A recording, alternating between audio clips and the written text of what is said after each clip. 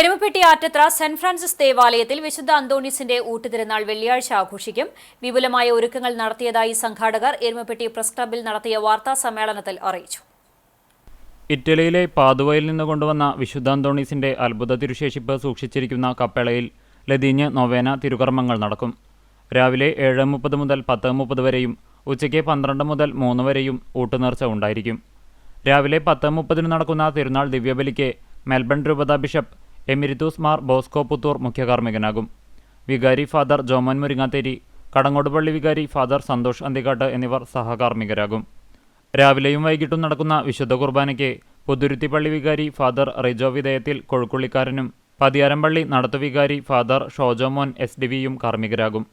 വൈകിട്ട് 5:30 Kottappuram saint Antony's കപ്പേളയിലേക്ക് വിശുദ്ധന്റെ തിരുസ്വരൂപം വഹിച്ചുകൊണ്ട് തിരുനാൾ പ്രദക്ഷിണം നടക്കും. നേർച്ച ഭക്ഷണത്തിനും പായസത്തിനും പാഴ്സൽ സൗകര്യവും ഒരുക്കിയിട്ടുണ്ട്. വാർത്താ സമ്മേളനത്തിൽ Father Jomon Muringathery, general convener Raphael Mandumpal, convener Mathew Puthur, കൈക്കാരന്മാരായ ഫ്രെഡി നീലങ്കാവിൽ, വിനു പുത്തൂർ എന്നിവർ പങ്കെടുത്തു.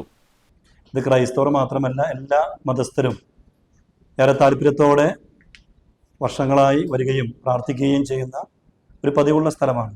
വളരെ ആഘോഷമായും വിപുലമായും ഊട്ടുതിരുനാൾ നടത്താനായിട്ട് തീരുമാനിച്ചിരിക്കുന്നു.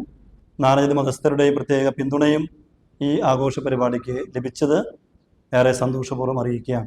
ആഘോഷമായ തിരുനാൾ കുർബാന 10:30 ഓസ്ട്രേലിയ മെൽബൺ രൂപതയുടെ റിട്ടയർഡ് ബിഷപ്പ് എമിരിത്തൂസ് മാർ ബോസ്കോ പുത്തൂരാണ് മുഖ്യ കാർമ്മികനായി വിശുദ്ധ കുർബാന അർപ്പിക്കുന്നത്.